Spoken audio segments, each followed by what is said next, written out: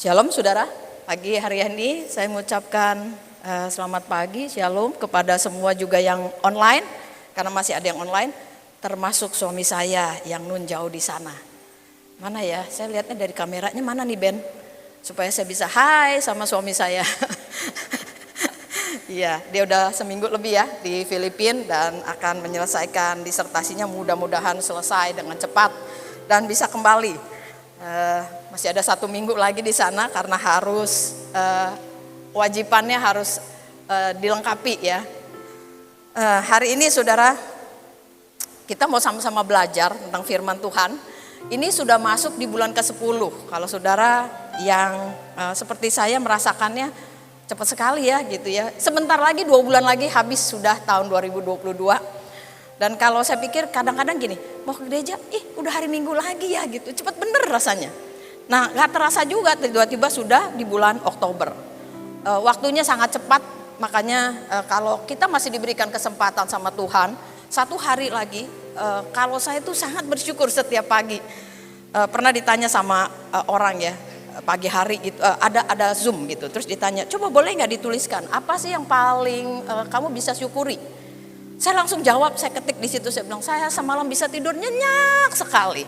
Buat saya tidur itu sangat berharga. Jadi kalau saya bisa tidur pulas gitu, bangun pagi dengan segar gitu ya. Aduh saya bersyukur sekali.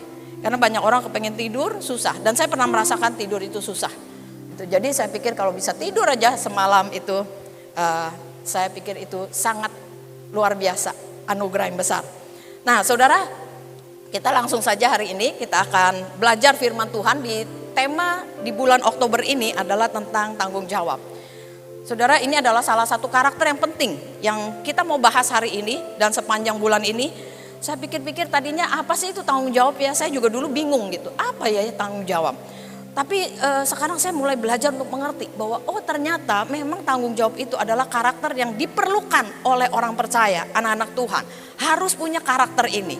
Dan ini sangat penting karena kedewasaan seseorang tidak diukur dari umurnya. Berapa umur saudara? 30, 40, 50 tidak diukur dari itu. Diukur dari mana? Dari tanggung jawabnya. Ada anak umur 15 tahun tapi dia sangat bertanggung jawab dengan tugas pekerjaannya, kewajibannya.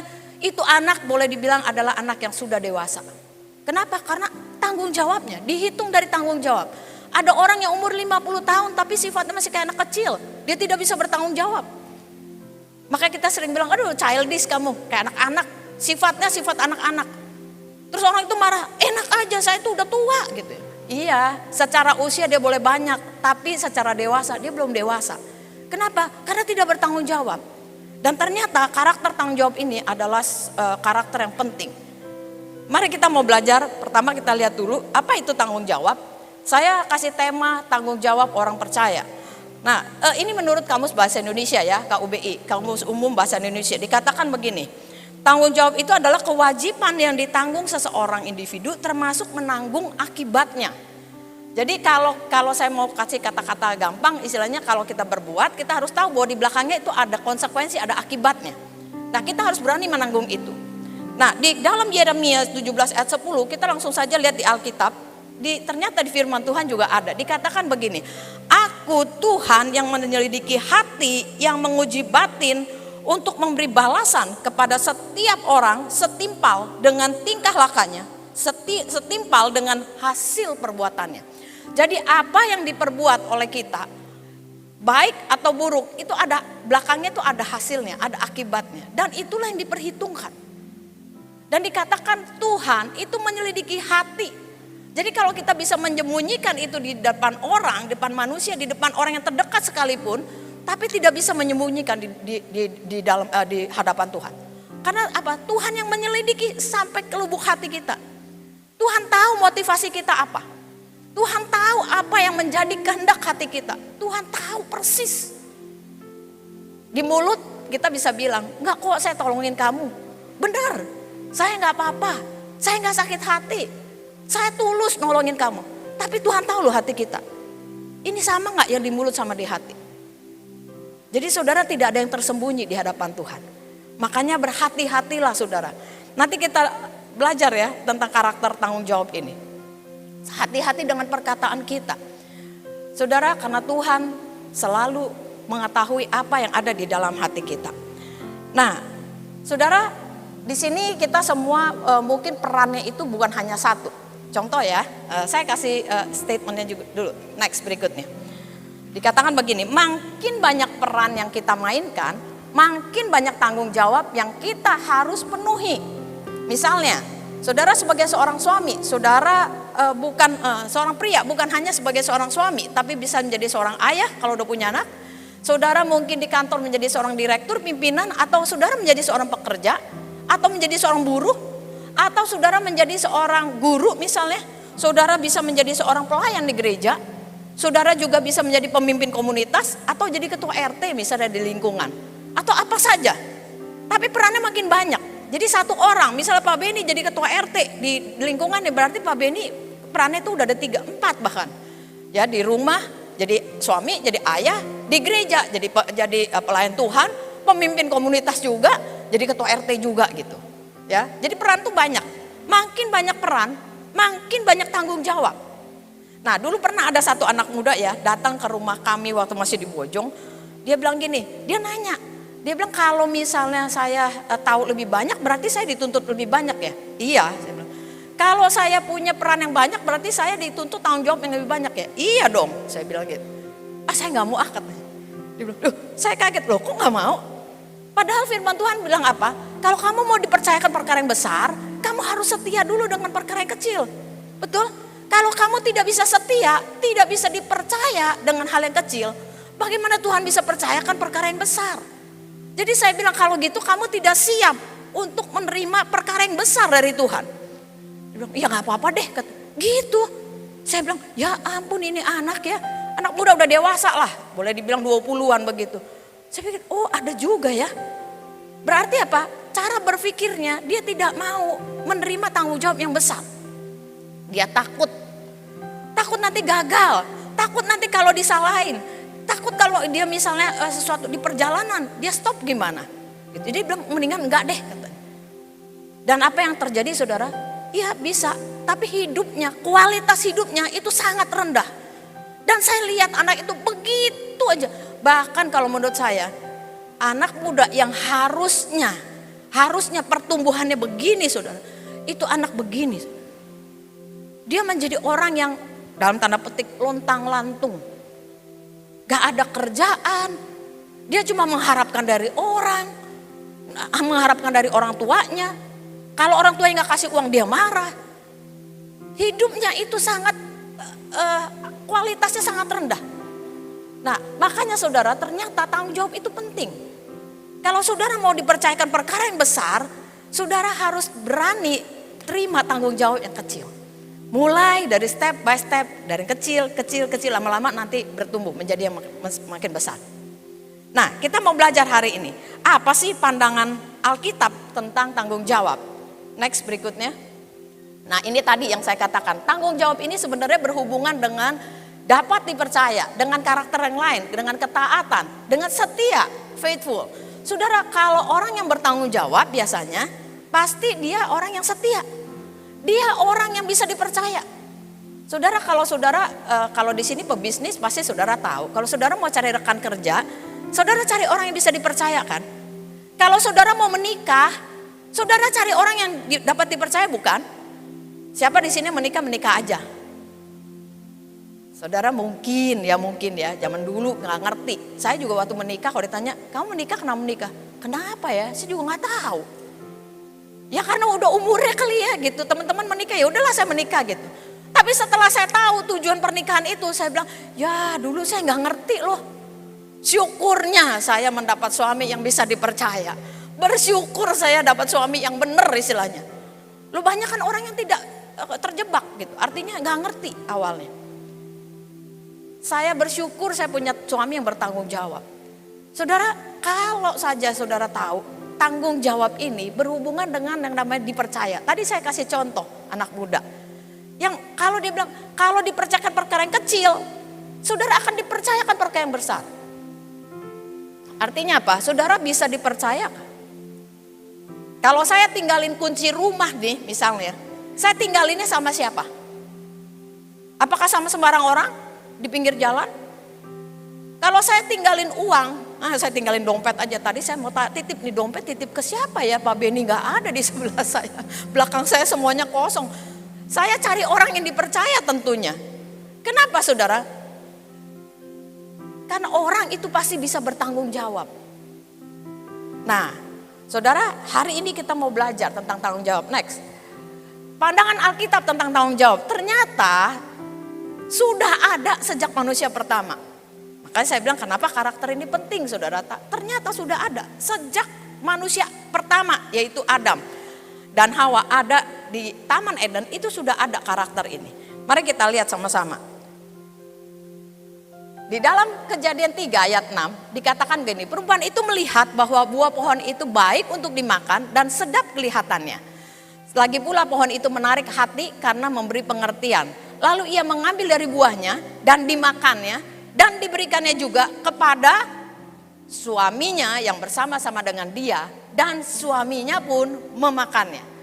Saudara, jadi awalnya waktu Tuhan Allah memberikan tanggung jawab.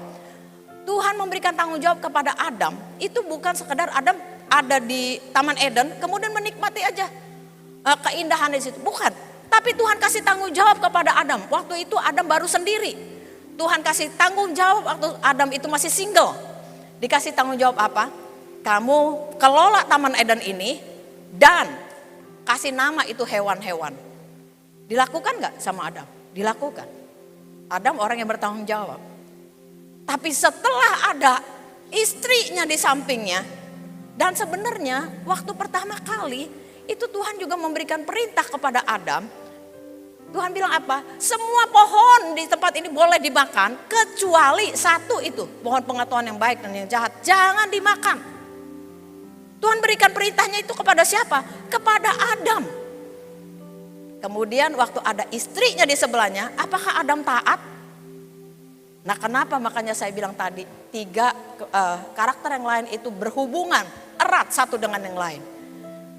Waktu ada istrinya dan istrinya itu kasih ke Adam buah. Itu padahal istrinya itu waktu berdialog dengan si iblis, itu dikatakan suaminya ada nggak? Ada di sebelahnya. Makanya pria-pria jangan suka bilang tuh gara-gara perempuan dulu pertama kali yang terima buah itu. Adam itu ada di sebelahnya, deket. Dan yang terima pesan pertama siapa? Dari Tuhan Allah, Adam. Pria itu yang pertama kali menerima pesan itu dari Tuhan. Tapi dia tidak melarang istrinya. Dia nggak bilang istrinya jangan, nggak boleh berdialog, jangan makan buah itu. Dia nggak larang, dia nggak menasehatinya, dia tidak melindungi istrinya. Bahkan dia ikut menceburkan dirinya di sana. Lalu yang buruknya lagi saudara, kalau saya tidak tulis di sini, di ayat 10 dan 11 dikatakan, waktu ditanya oleh Tuhan. Waktu Tuhan tanya, apakah engkau makan dari buah pohon yang kularang engkau makan itu? Jawabnya apa? Manusia itu menjawab, perempuan yang kau tempatkan di sisiku, dialah yang memberi dari buah pohon itu kepadaku, maka ku makan. Nah saudara, disinilah mulainya. Adam udah tahu dia salah. Dia bukan bilang Tuhan saya salah. Ampun Tuhan, kesalahan fatal ini menjadi dosa. Dan menjadi seterusnya, ampuni saya Tuhan. Enggak bilang begitu enggak. Tapi dia bilang apa? Ini loh Tuhan. Kalau pakai bahasa sehari-hari itu bilang gini. Ini loh Tuhan. Ini perempuan yang kamu taruh ini nih. Yang di sebelah ini nih. Ini nih yang menyebabkan nih. Tuhan sih taruh-taruh dia di sebelah saya. Coba kalau dulu saya sendirian. Kan bisa begitu ya. Kalau pakai bahasa sehari-hari. Nah saudara. Ini mulanya. Adam itu mulai tidak bertanggung jawab dengan apa yang sudah diberikan. Perintah itu sudah diberikan kepada dia. Dia tidak bertanggung jawab. Dia lempar kepada istrinya.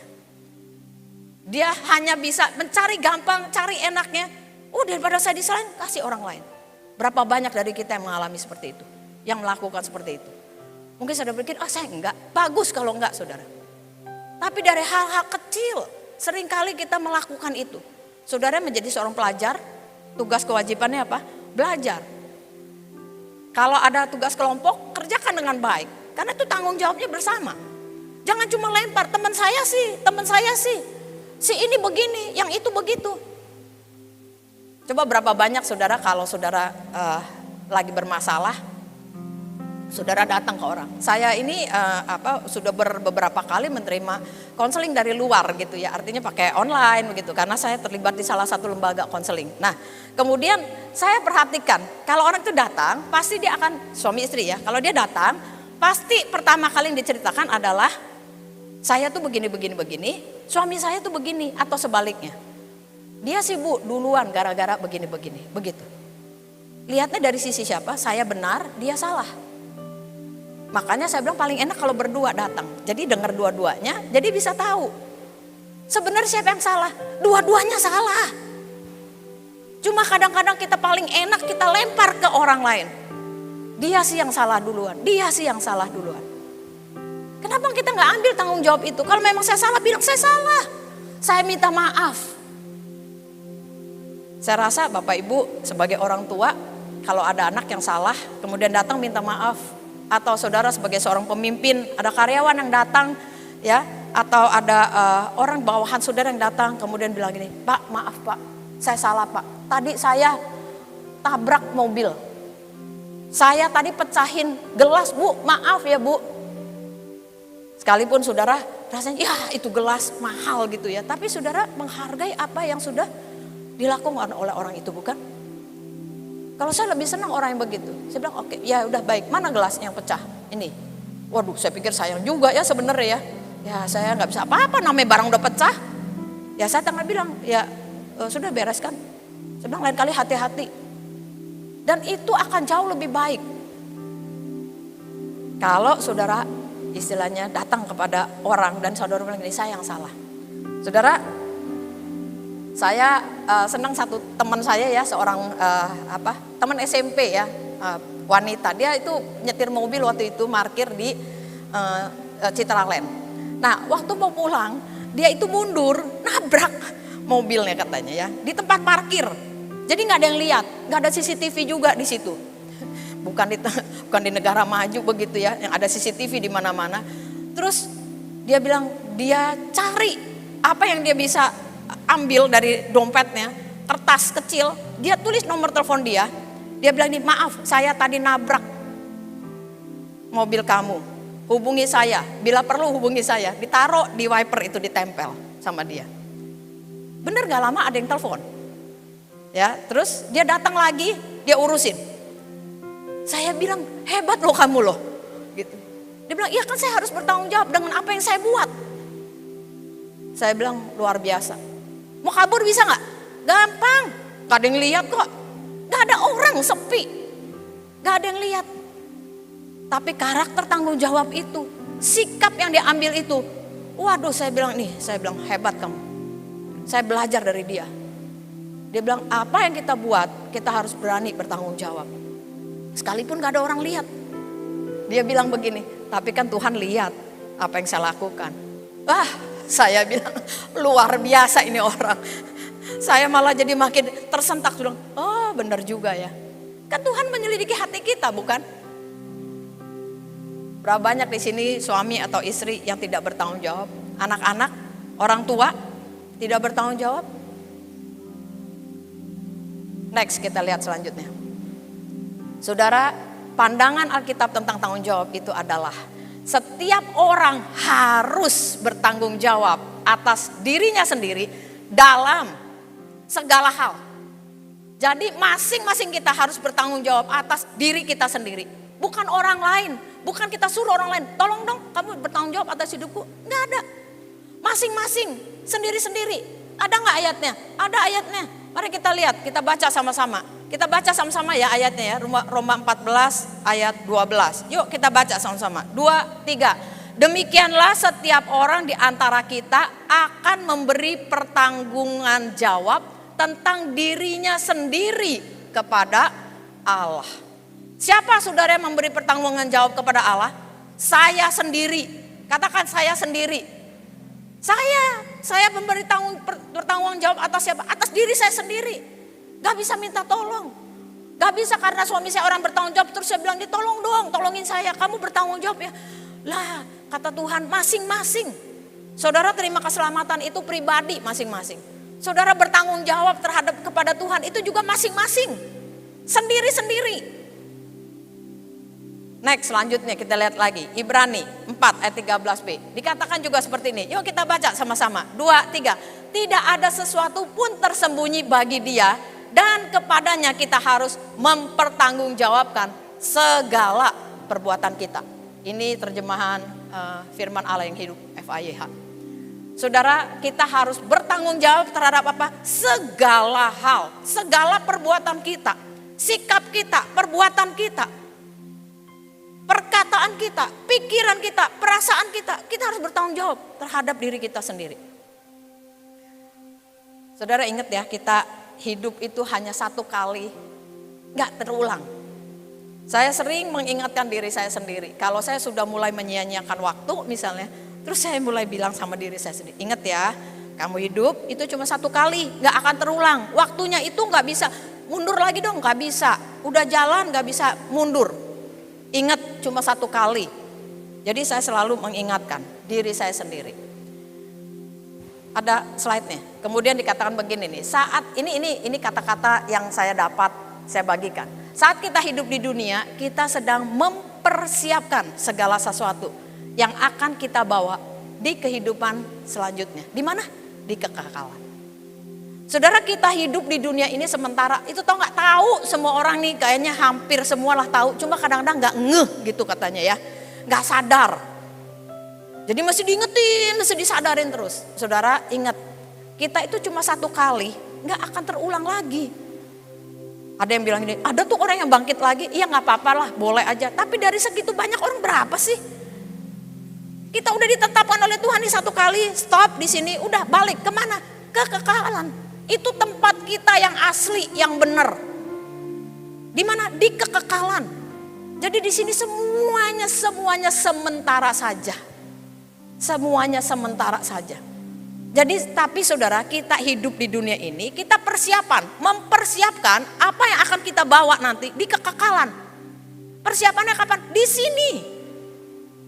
Saat kita di dunia, saat kita masih hidup, saat kita masih diberikan nafas, saat masih ada kesempatan, saat masih ada waktu, kita diberikan kesempatan sama Tuhan untuk mempersiapkan apa yang akan kita bawa nanti di kekekalan. Nanti di kekekalan, kita bawa apa? Saudara, kalau saudara mau pergi jalan-jalan atau saudara mau pergi apalah, ikut tur misalnya. Jalan-jalan ke Bandung, ke Bogor.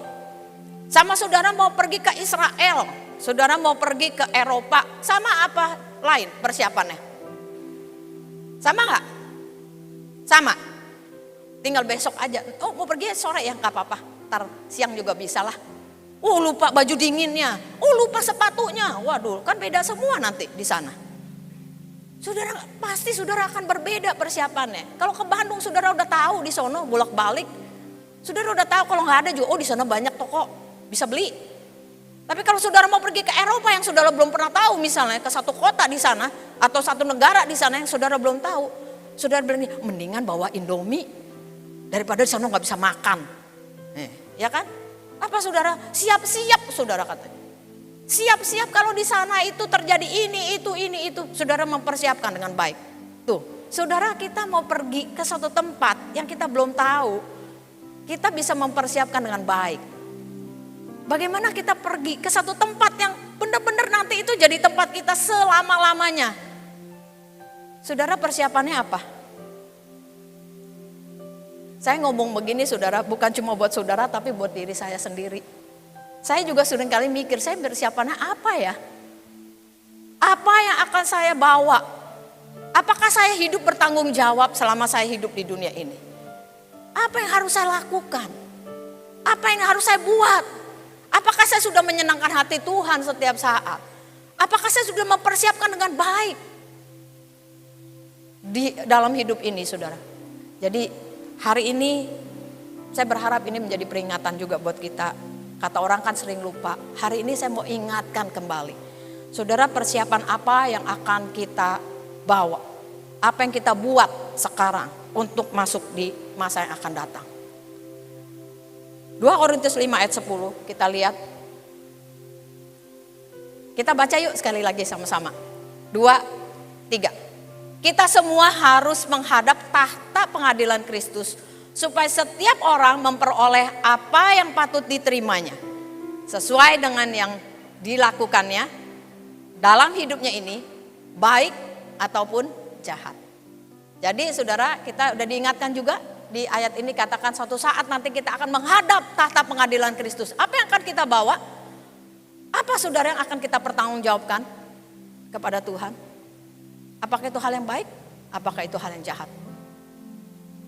Ada konsekuensinya saudara. Apa yang saudara lakukan? Kadang-kadang saudara merasa gini, saya udah melakukan banyak hal, tapi kok orang salah paham terus ya sama saya ya. Kok orang seringkali jahat ya sama saya ya. Saudara gak usah takut kalau saudara melakukan dengan benar, saudara melakukan dengan motivasi yang benar. Karena Tuhan yang tahu hati kita sekali lagi. Kalau orang salahin kita, it's okay, gak apa-apa. Tapi apa? Tuhan tidak salahin kita, Tuhan membenarkan kita. Tuhan bilang, gak apa-apa anakku, engkau adalah hamba yang baik dan yang setia. Jalanin aja. Tapi kalau saudara kita selalu bikin yang baik tapi hati kita juga jahat, Tuhan juga tahu. Itu cuma pura-pura. Munafik itu. Jadi saudara, sekarang kita mau belajar. Bertanggung jawablah terhadap hidup kita sendiri. Sebagai orang percaya kita harus bertanggung jawab terhadap hidup kita sendiri. Bukan orang lain, tapi saya bertanggung jawab terhadap diri saya sendiri dalam segala apapun. Dalam segala hal.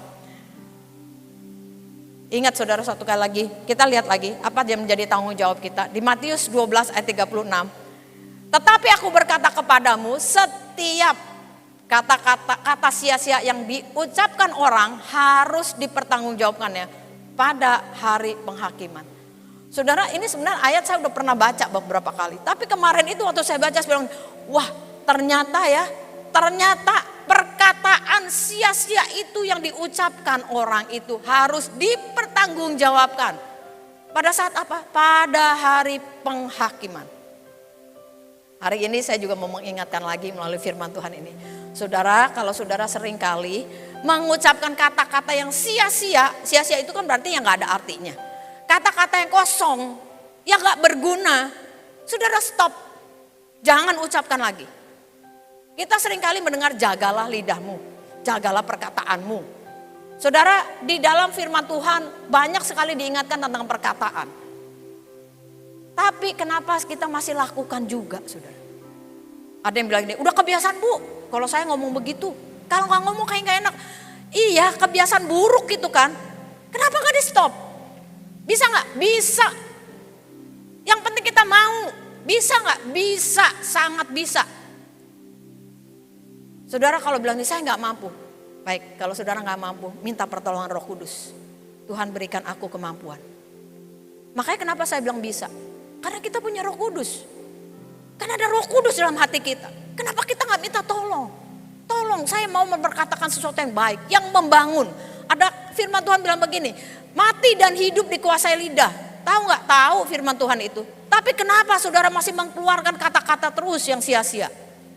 Kalau saudara marah sama orang, marah dalam hal apa? Marah aja itu. Satu itu aja, titik. Jangan pakai tambah bla bla bla bla di belakangnya sampai orang sakit hati. Sampai kata-kata yang sia-sia itu keluar begitu banyak, nggak ada gunanya. Dan ingat sekali lagi tadi firman Tuhan bilang apa? Itu harus dipertanggungjawabkan pada saat penghakiman nanti. Kelihatannya halnya sepele saudara. Tapi ternyata persiapannya apa saudara waktu kita menghadap Tuhan? Saudara hanya membicarakan peristiwa yang buruk tentang orang. Gosip istilahnya ya. Cari ini, cari itu, ngomongin ini, ngomongin itu. Gak ada gunanya, yang gak ada gunanya di stop saudara. Cari sesuatu yang berguna, yang membangun, yang memberkati. Perkataan kita itu diperhitungkan. Makanya saudara harus hati-hati. Hari ini firman Tuhan itu banyak mengingatkan kita ya. Hal-hal sepele tapi kita harus bertanggung jawab. Berikutnya saudara. Setiap orang percaya harus bertanggung jawab atas dirinya sendiri dalam segala hal. Ini tadi saya sudah berulang-ulang saya katakan harus bertanggung jawab atas dirinya sendiri. Nah, masalahnya saudara seringkali kita bingung karakter ini datangnya dari mana. Karena ini sebenarnya dimulai dari sejak kita kecil, anak-anak kita bisa bimbing anak-anak kita bisa kasih teladan kepada mereka. Kemudian anak-anak itu bertumbuh menjadi orang dewasa yang punya karakter bertanggung jawab. Kalau saudara bilang, kalau saya udah tua sekarang, kalau saya udah dewasa, terus bagaimana? Gak apa-apa, saudara juga bisa. Karena karakter itu harus bertumbuh. Karakter itu bukan sekali berubah terus udah begitu. Saudara, karakter itu terus perlu diolah.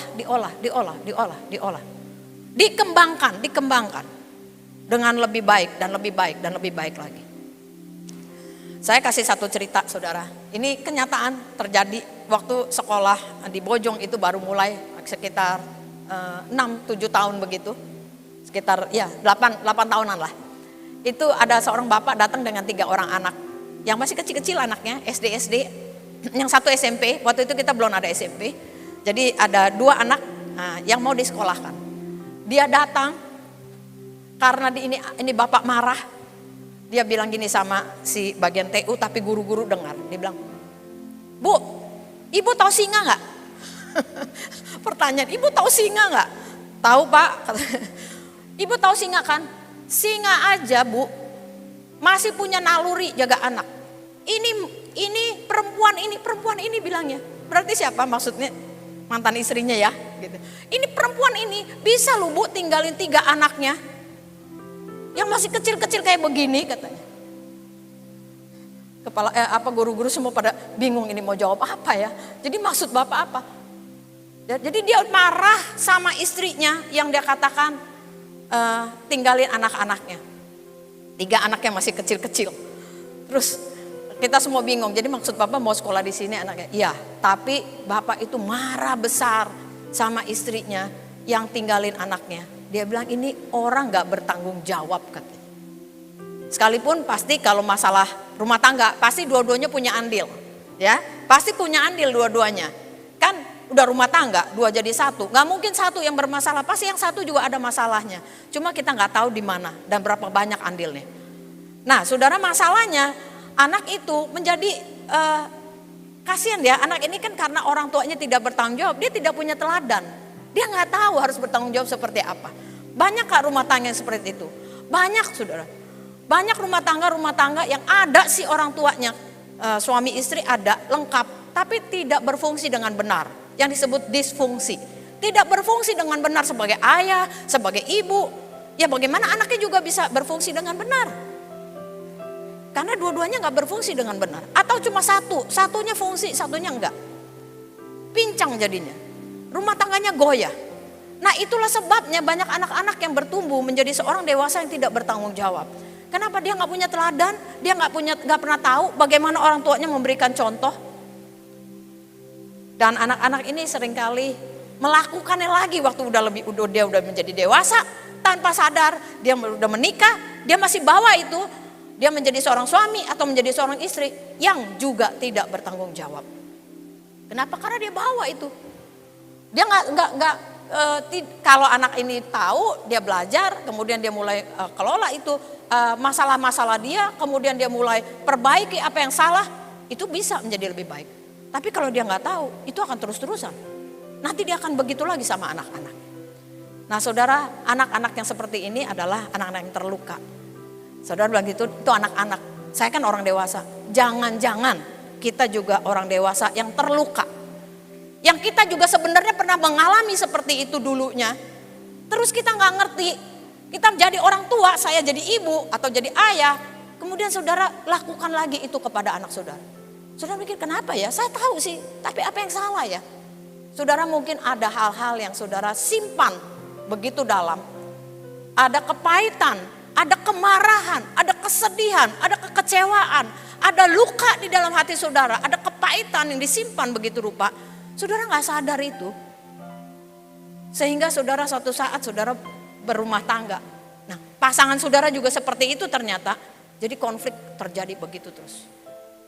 Seolah-olah kok kayaknya gak habis-habis ya konfliknya. Saudara mungkin masih ada luka yang saudara simpan. Apakah itu kekecewaan yang begitu banyak? Ada harapan-harapan waktu saudara kecil yang tidak pernah tercapai. Yang saudara simpan terus. Ada kesedihan yang begitu dalam yang saudara gak bisa pernah keluarin. Setiap mau nangis, papa bilang gak boleh nangis, gak boleh nangis. Diem, anaknya diem terus. Biasanya anak laki nih. Mau nangis gak boleh, diem. Tahan, tahan terus, tahan. Emang kenapa kalau laki gak boleh nangis ya saudara ya? Saya bingung ya, Tuhan kasih itu kepada kita semua loh. Kalau saudara nangis, nangis. Gak boleh nangis. Oh kalau nangis itu cengeng, kalau nangis itu anak bukan anak laki, anak perempuan. Emang cuma perempuan yang boleh nangis. Makanya perempuan lebih sehat-sehat katanya ya. Oh boleh saudara nangis gak apa-apa. Karena apa? Itu emosi yang Tuhan berikan. Masa kalau orang lagi sedih suruh ketawa-ketawa? Enggak kan? Kalau lagi sedih apa? Nangis, ya nangis aja. Ada batasnya kok nangis. Tapi dia bisa mengeluarkan emosi. Kalau nggak bisa dia simpan terus, simpan terus. Kesedihan yang disimpan terus. Saudara, kalau orang menyimpan kesedihan begitu dalam, dia juga susah merasakan senang yang luar biasa. Karena dia nggak tahu apa artinya senang. Dia nggak tahu benar-benar senang tuh apa ya. Dia juga nggak tahu yang namanya sedih kok, karena disimpan terus. Saudara akan menderita dalam hal ini. Saya ingin kasih 10 menit terakhir, mari. Ini tambahan saudara, saya minjem istilah dari perkataan dari dosen saya. Dia bilang begini, luka itu biasa, tapi penyembuhan itu tanggung jawab saya. Ini dosen saya beberapa kali menyampaikan ini. Saya pikir benar juga ya, kalau orang terluka itu biasa. Kita semua pernah terluka. Mungkin bukan sekali, 2 kali, sering kali, dari kecil sampai sekarang. Gak ada orang yang bebas dari luka. Semua pasti pernah pasti terluka. Entah dengan perkataan orang lain, orang tuanya kah, ya, gurunya kah, sanak familinya, tetangganya, siapa aja. Dengan perkataan, dengan perbuatan, pasti pernah terluka. Tapi dibilang luka itu biasa, karena setiap orang pasti bisa kena luka. Tapi penyembuhan itu tanggung jawab saya. Saudara mau ambil tanggung jawab ini enggak? Saudara, kembali lagi tanggung jawab itu adalah pribadi, satu-satu, sendiri-sendiri. Kalau saudara bilang nih, saya terluka, saya mau sembuh. Saudara datang kepada Tuhan, katakan Tuhan aku mau sembuh. Kalau saudara gak sanggup, saudara bisa minta tolong kepada orang lain. Teman saudara, pemimpin komit saudara, pembina rohani saudara, atau orang-orang yang saudara anggap ini orang bisa dipercaya. Kenapa saudara? Karena kita hanya memiliki 1 kali kesempatan hidup dan kita perlu menjalaninya sebagai orang yang berguna dan bahagia. Jangan sia-siakan hidup kita yang cuma 1 kali hanya untuk berputar-putar di situ dengan kondisi hati kita yang sakit. Berikutnya, ini saudara yang sering kali dikatakan, jangan habiskan waktu hanya untuk menyesali atau menyalahkan orang lain. Ada orang yang terluka cuma bilang gini, ini gara-gara kamu, ini gara-gara kamu. Terus bolak-balik gitu. Atau dia menyesali hidupnya, kenapa ya saya begini? Kenapa saya harus lakukan ini? Kenapa saya begitu? Terus menerus saudara. Saudara jangan menghabiskan waktu dengan itu. Saudara kalau mau menyesal boleh menyesal. Tapi setelah itu saudara harus lihat, apakah ini benar karena kesalahan saya? Ataukah ini memang kedaulatan Tuhan? Misalnya ada orang yang meninggal ya. Karena teman saya pernah begitu, terus dia menyesal. Coba kalau saya nggak gini, pasti dia nggak bakal meninggal. Coba kalau saya begini, pasti dia nggak meninggal. Saya bilang nggak bisa sebenarnya. Kenapa? Karena meninggal itu adalah kedaulatan Tuhan. Saat Tuhan mau ambil, Tuhan ambil. Kita cuma berpikir kalau. Sangat menderita saudara. Mari kita keluar dari itu. Hari ini kita mau belajar untuk bisa lepas dari semuanya. Jangan berharap atau menunggu orang lain yang memulihkan kita. Saudara kalau saudara pernah terluka, tadi kan dibilang luka itu biasa. Pernah gak saya terluka? Sering. Tapi saya harus mengambil keputusan sendiri. Respon saya apa? Kalau ada orang yang melukai, jangan kita nunggu gini. Saya nunggu kamu minta maaf. Kalau kamu udah minta maaf, baru saya maafkan. Kapan saudara datang orang itu minta maaf? Orangnya aja gak berasa kok. Dia malah ketawa-ketawa. Makin ketawa saudara bilang gini, saya kesel tuh, udah tahu salah, gak minta maaf. Emang dia tahu dia salah? Itu kan saudara yang bilang dia salah. Dia merasa dia gak bersalah. Saudara nungguin orang itu minta maaf. Aduh capek deh.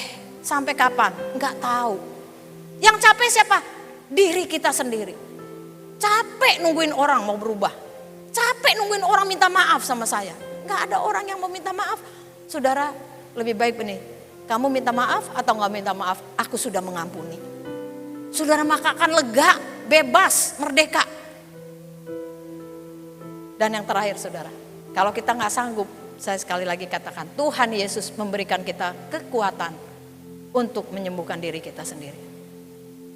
Kalau kita bilang, saya udah gak bisa Tuhan, kayaknya saya udah terlalu banyak luka saya terlalu banyak kesedihan, saya terlalu banyak kemarahan, saya terlalu banyak kepahitan, saya gak sanggup. Kalau saudara mau diam terus bisa, itu tanggung jawab kita. Makanya sekali lagi, kalau saudara bilang, saya bertanggung jawab atas diri saya mau sembuh. Saudara bilang, kalau saya mau sembuh, saya harus bertanggung jawab. Apa yang harus saya lakukan? Datang kepada Tuhan yang pertama, sujud di hadapannya. Karena salib Yesus itu sumber segalanya. Tadi saya duduk situ, saya diingatkan, salib Yesus itu sumber segalanya. Saudara, dia sudah membayar lunas semuanya di situ. Semuanya lunas. Jadi kalau masih ada persoalan, masalah, luka, ada kepahitan, saudara datang kepada Yesus. Katakan, Tuhan, aku mau datang kepadamu. Kalau saudara tidak melepaskan luka-luka itu, saudara tidak sembuh dari luka itu, maka dengan mudahnya saudara akan melukai orang-orang lain. Kan dikatakan, penyembuhan itu adalah tanggung jawab saya. Saya mau sembuh, saya mau pulih, saya mau dipakai Tuhan untuk perkara yang lebih besar. Kalau saya nggak sembuh, bagaimana saya bisa memperhatikan orang-orang lain? Bagaimana saya bisa mengasihi seperti Yesus mengasihi orang itu? Saya nggak bisa loh. Kenapa? Karena saya sendiri nggak pernah merasakan kasih yang sempurna dari Yesus. Karena masih ada banyak luka-luka di dalam yang masih menghambat kita. Mari saudara, saya tidak panjangkan firman Tuhan, tapi hari ini biarlah firman Tuhan itu mengingatkan kita bahwa kita harus menjadi pribadi yang bertanggung jawab. Kalau kita mau, kita dipakai Tuhan lebih lagi. Kalau kita mau siap untuk melakukan misi Tuhan yang besar, saudara harus terbebaskan dari luka. Saudara harus bebas, saudara harus merdeka. Supaya saudara benar-benar bisa melayani orang seperti Yesus melihat, seperti hatinya Yesus yang mengasihi. Saya percaya kalau kita semua bebas dari luka, saudara merdeka, saudara gak penting lagi ada orang menyakiti atau gak menyakiti saya. Saya mau melayani Tuhan dengan segenap hati saya. Saudara bisa mengalami sukacita yang penuh dari Tuhan. Saudara bisa merdeka, lepas semua dari masalah-masalah yang selama ini mengganjal. Mari kita sama-sama bangkit berdiri.